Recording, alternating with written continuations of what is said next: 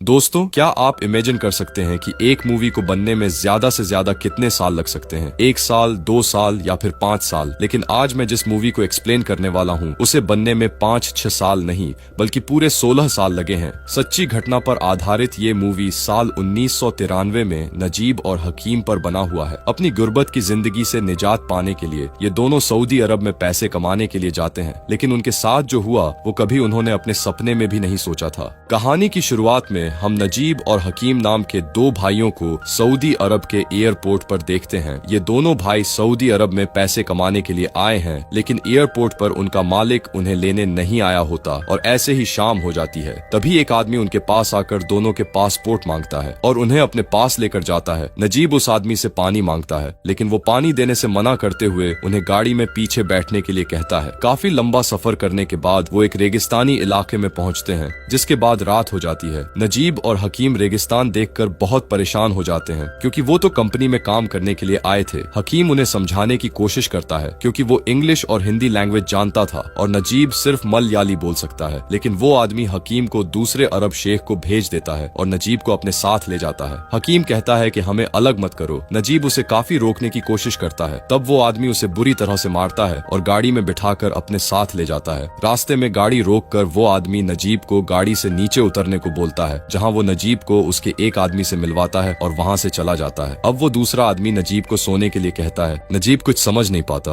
और नई कंट्री में खुद को काफी अकेला महसूस करता है। तभी उसकी नजर एक बुजुर्ग आदमी पर जाती है। ये बूढ़ा आदमी हिंदी में बात कर रहा होता है, लेकिन नजीब को हिंदी भी नहीं आती। नजीब इशारे से उस बूढ़े आदमी से पानी मांगता है। वो पानी की टंकी दिखाकर कहता है कि वहाँ जाकर पानी पी लो। दरअसल नजीब ने कई घंटों से पानी नहीं पिया होता। रेगिस्तान में बहुत तेज हवा चल रही होती है। ठंड से नजीब कांप रहा होता है, इसीलिए वो टेंट के अंदर जाकर सो जाता है। तभी टेंट में एक आदमी जो कि सो रहा होता है वो जाग जाता है और वो नजीब को लात मारकर उठाता है और कहता है कि तुम्हारी हिम्मत कैसे हुई टेंट के अंदर मेरे साथ सोने की। वो उसे बाहर जाकर सोने के लिए कहता है। अब नजीब बाहर आकर सो जाता है। सुबह उठकर नजीब देखता है कि वह बूढ़ा आदमी बकरियों का दूध निकाल रहा होता है। वो नजीब को अपने पास बुलाकर दूध देता है और कहता है कि यह दूध मालिक को दे दो। नजीब को लगा कि वह दूध उसे पीने के लिए दे रहा है, इसलिए नजीब उस दूध को पीने लगता है। यह देखकर बूढ़ा आदमी उससे दूध को छीनकर इशारे से बताता है कि यह दूध मालिक को दे दो। नजीब टेंट में जाकर अपने मालिक को दूध देता है। तब उसका मालिक उसे कहता है कि बाहर जाकर बकरियों का दूध निकालना सीखो। नजीब उसके पैरों में गिर जाता है और कहता है कि मैं यहाँ यह सब नहीं करने आया हूँ, मुझे कंपनी में काम करने के लिए जाना है। लेकिन उस आदमी को कुछ भी समझ नहीं आता और वो नजीब को उठाकर टेंट से बाहर फेंक देता है। तभी वहाँ पर वही आदमी आता है जो नजीब को यहाँ पर भेज कर गया था। नजीब उसे अपने डॉक्यूमेंट और जिस कंपनी में जाना है उसका नंबर देता है, लेकिन वो आदमी नंबर और डॉक्यूमेंट उसी के सामने फाड़ देता है। ये देखने के बाद नजीब रोने लगता है। वो खुद को काफी बेबस महसूस कर रहा होता है। तभी उसका मालिक उसे खाने के लिए बुलाता है। वो उसे एक मोटी रोटी देता है जो कि आधी कच्ची होती है। नजीब काफी भूखा होता है और वो वहीं रोटी खाने लगता है, लेकिन रोटी कच्ची होने की वजह से वो उसके गले से नीचे नहीं उतर रही होती। तभी वहाँ बैठा उसका मालिक उसे कहता है कि रोटी को पानी में भिगो कर खाओ।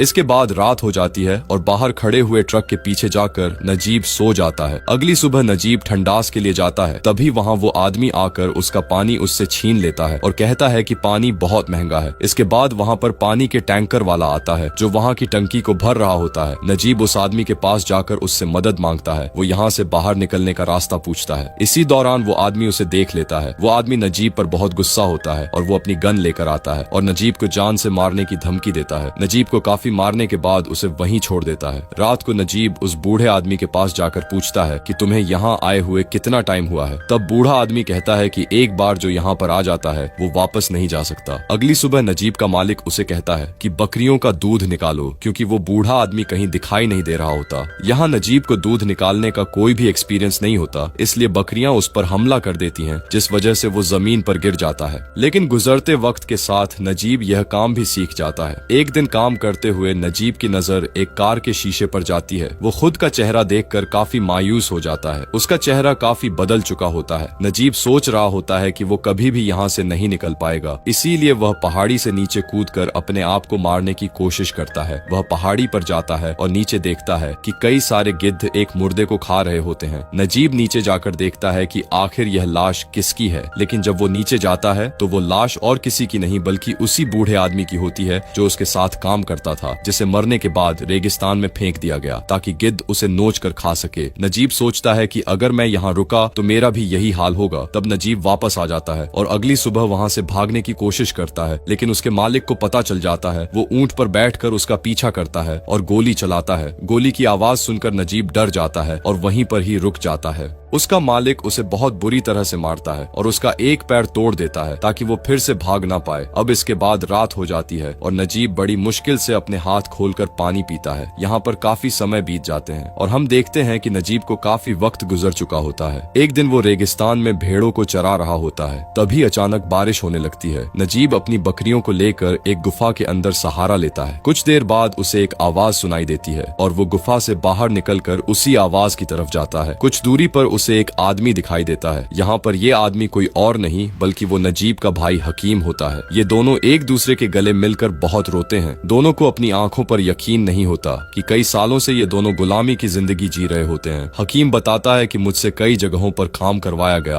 और काफी टॉर्चर भी किया गया। तभी दूर से एक गाड़ी आकर खड़ी हो जाती है। हकीम कहता है कि मेरा मालिक आया है। इसके बाद हकीम वहाँ से चला जाता है। अगली सुबह नजीब जब ऊंट लेकर जा रहा होता है तब वहाँ पर हकीम आता है और उसे एक चिट्ठी देकर चला जाता है। नजीब उस चिट्ठी को पढ़ता है जिसमें लिखा होता है कि मैं जहाँ काम करता हूँ वहाँ इब्राहिम नाम का एक आदमी है जो यहाँ के सारे रास्ते जानता है और वो हमारी मदद करने के लिए तैयार है। हम उसकी मदद से यहाँ से भाग सकते हैं। कुछ दिनों के बाद नजीब, हकीम और इब्राहिम एक जगह पर मिलते हैं। इब्राहिम बताता है कि कुछ दिन बाद बड़े मालिक की बेटी की शादी है और सभी लोग वहाँ जाएंगे। ये दिन सही रहेगा हमारे लिए यहाँ से भागने के लिए। इसके बाद काफी टाइम गुजर जाता है और शादी का दिन आ जाता है। नजीब को उसका मालिक बोलता है कि मैं 2 दिन के लिए शादी में जा रहा हूँ और तुम यहाँ भेड़ों का ख्याल रखोगे। उसके जाने के बाद नजीब सबसे पहले नहाता है क्योंकि वो कई महीनों से नहाया नहीं होता। इसके बाद वो वही कपड़े पहनता है जिन कपड़ों में वो यहाँ आया था, लेकिन उसकी पैंट काफी लूज हो चुकी थी, इसलिए वो रस्सी को बांधकर पैंट पहनता है। अगले दिन नजीब भेड़ों को चारा देता है और कहता है कि मैं यहाँ से जा रहा हूँ और कभी भी वापस नहीं आऊंगा। तभी हकीम और इब्राहिम वहाँ पर आते हैं। इसके बाद तीनों यहाँ से निकल जाते हैं। अब सफर करते करते इनको रात हो जाती है। तीनों काफी थके हुए होते हैं। रास्ते में वो देखते हैं कि एक काफिला आराम कर रहा है। इब्राहिम उनके पास पानी के लिए जाता है, लेकिन वहाँ बैठा आदमी उन पर गोलियां चलाने लगता है और तीनों वहाँ से भाग जाते हैं। इसके बाद सुबह हो जाती है। हकीम और नजीब इन दोनों को बहुत प्यास लगी होती है। हकीम इब्राहिम से पूछता है कि रास्ता कहाँ पर है, यहाँ तो चारों तरफ सिर्फ रेगिस्तान ही रेगिस्तान है। तब इब्राहिम कहता है कि हम रास्ता भटक चुके हैं और गलत साइड में बढ़ रहे हैं। कुछ देर बाद हकीम देखता है कि एक ऊंट पानी पी रहा है। वो पागलों की तरह उस तरफ भागता है। इब्राहिम कहता है कि वहाँ पानी नहीं है, ये सिर्फ तुम्हारा वहम है। हकीम जब वहाँ पर पहुँचता है तो वो देखता है कि वहाँ पर एक मरा हुआ ऊंट पड़ा होता है। ये तीनों फिर से आगे बढ़ने लगते हैं और एक जगह नमाज पढ़ने के लिए रुकते हैं। तभी कई सारे रेगिस्तानी जहरीले सांप रेत से बाहर निकलते हैं। इब्राहिम हकीम को खींचकर बचा लेता है, लेकिन नजीब का पैर टूटा हुआ होता है जिसकी वजह से वह तेजी से भाग नहीं पाता। इसलिए उसे इब्राहिम कहता है कि हिलना मत, चुपचाप खड़े रहो। यहाँ पर सांप नजीब के पैरों के ऊपर से गुजर जाता है। नजीब के पैरों में छाले पड़ जाते हैं। इस वजह से वो आगे नहीं बढ़ सकता। इसीलिए इब्राहिम अपनी जैकेट निकालकर उसके पैरों में बांध देता है। कुछ देर आगे चलने के बाद ये दोनों भाई फिर से गिर जाते हैं क्योंकि कई दिनों से इन लोगों ने पानी नहीं पिया होता। इन सबको बेहद प्यास लगी होती है, लेकिन इब्राहिम इन दोनों को हिम्मत देता है। हकीम काफी थक चुका होता है और उसे इब्राहिम अपने कंधों पर उठा लेता है,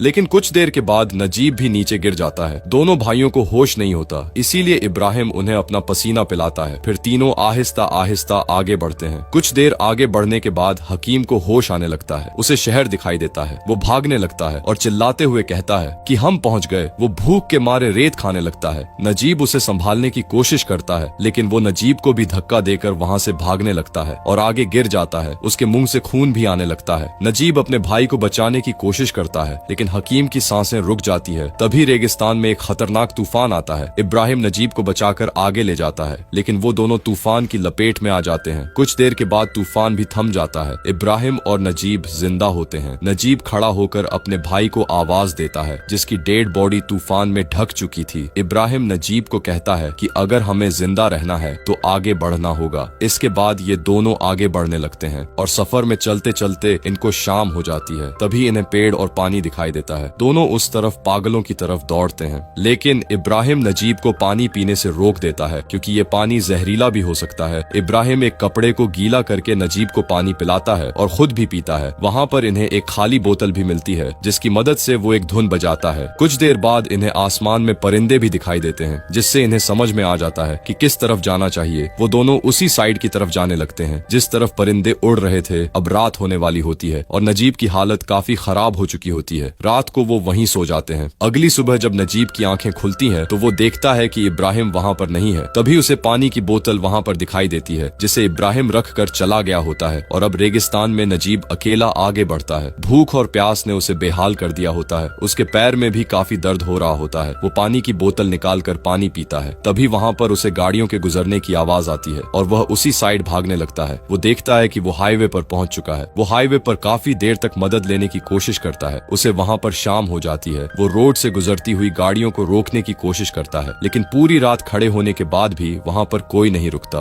अगली सुबह नजीब सड़क के बीच में से आगे जा रहा होता है। तभी एक कार उसके पास आकर रुकती है। ये कार एक शेख की होती है। शेख उसे अपनी गाड़ी में बिठाता है और पीने के लिए पानी भी देता है। वो शेख शहर में आकर नजीब को एक इंडियन होटल के सामने छोड़ देता है, जहाँ का मालिक बहुत अच्छा होता है, जो भटके हुए आदमियों की मदद करता है। वो नजीब को नहलाता है, उसके बाल भी कटवाता है। नजीब की तबीयत काफी खराब होती है, इसीलिए वो वहीं पर डॉक्टर को बुलवाकर उसका ट्रीटमेंट करवाता है। नजीब पूरी रात आराम करता है। अब वो काफी ठीक महसूस कर रहा होता है। होटल का मालिक नजीब को कहता है कि तुम्हारे दिए हुए पते से तुम्हारे फैमिली के साथ कांटेक्ट हो चुका है। इसके बाद वो नजीब की फैमिली से उसकी बात करवाता है। नजीब अपनी फैमिली से बात करते हुए बहुत रोता है। इसके बाद नजीब को पुलिस स्टेशन ले जाया जाता है ताकि प्रोसेस पूरा होने के बाद उसे इंडिया वापस भेज दिया जाए। दरअसल जिनके पास डॉक्यूमेंट नहीं होते हैं उन्हें जेल में 3 महीने रखा जाता है। तभी जेल में कुछ लोग आते हैं उन लोगों की पहचान करने जो अपनी कंपनी या उनके मुल्क से भाग आते हैं। असल में अरब में मालिक अपने गुलामों को पहचान कर ले जाते हैं। तभी नजीब को वो आदमी दिखाई देता है जो उसे गुलाम बनाकर ले गया था। वो नजीब के पास आकर रुकता है। यहाँ नजीब को लगता है कि वो शेख उसे फिर से गुलाम बनाकर ले जाएगा, लेकिन वो शेख उसके सर पर हाथ रखकर कहता है कि तुम मेरे यहाँ से भागे ठीक है, अगर मैंने तुम्हें स्पॉन्सर किया होता तो मैं तुम्हें वापस रेगिस्तान में ले जाकर सबक सिखाता, लेकिन तुम मेरे बुलाए हुए गुलाम नहीं हो। वो तो मुझे कोई नहीं मिला तो मैंने तुम्हें गुलाम बनाया था। इतना कहकर वो शेख वहाँ से चला जाता है। नजीब काफी डर जाता है। तभी उसके पास में खड़ा हुआ आदमी उसे बताता है कि उसने तुम्हें स्पॉन्सर नहीं किया था, इसीलिए वो चला गया, लेकिन तुम गलत वीजा पर आए थे, इसीलिए तुम उसके जाल में फंस गए, लेकिन अब तुम अपने घर वापस जा सकते हो। नजीब वहीं बैठकर बहुत रोने लगता है। अगले सीन में हम देखते हैं कि नजीब प्लेन की तरफ जा रहा होता है। तब वो कहता है कि कोई परदेश जाता है, तब अपने घर वालों के लिए तोहफा लेकर आता है, लेकिन मेरी वाइफ और मेरे बेटे को देने के लिए सिर्फ मेरी बची हुई जिंदगी है। इन्हीं लाइंस के साथ इस मूवी का द एंड हो जाता है। तो दोस्तों कैसी लगी आपको ये कहानी? उम्मीद करूंगा कि आपको ये कहानी पसंद आई होगी। मिलते हैं एक और मजेदार कहानी के साथ।